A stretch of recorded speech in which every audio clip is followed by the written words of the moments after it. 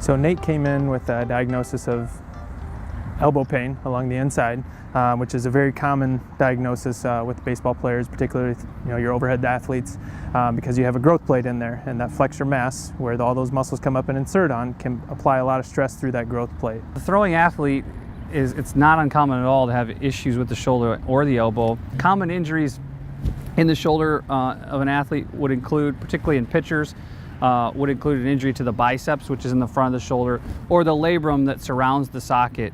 Common injuries or locations of injury in the elbow include the inside of the elbow or the medial epicondyle, which is right here, and that's from the torque that a pitcher or an overhead thrower would put on that part of the elbow way back in late cocking phase of throwing. Another common issue is in the back of the elbow. At the tip of the elbow, we call that bone the olecranon, and that's often painful or can cause pain with overuse or poor technique at the end or at release of the ball. And I felt like there were some technical things common in young athletes that are developing their body, having the strength, again, to be able to push off the mound or throw with velocity.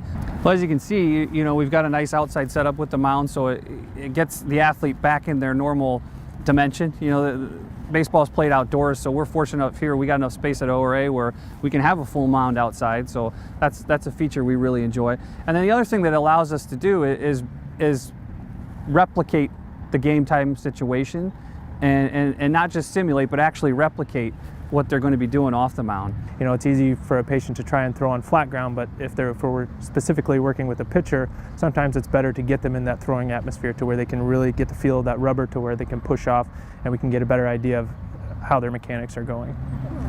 So the throwing motion, or pitching motion in general, is such a high velocity, complex motion that places high demands about the arm, whether the elbow or the shoulder, and without the proper conditioning or mechanics, it can predispose an athlete like Nate to injury. The body is one big connected chain, to where patients a lot of times aren't using their legs, aren't using the core. And the more you can use your legs and your core, kind of those larger powerhouse muscles, the more your shoulder and elbow will thank you towards the end. Fortunately, we have some therapists here that have particular expertise in treating throwing athletes that improved his situation quite a bit. I think we've had real good success with it. I've been able to see quite a few athletes in season get back to throwing without pain, without issue, because of what we're doing here, breaking down their technique and improving it.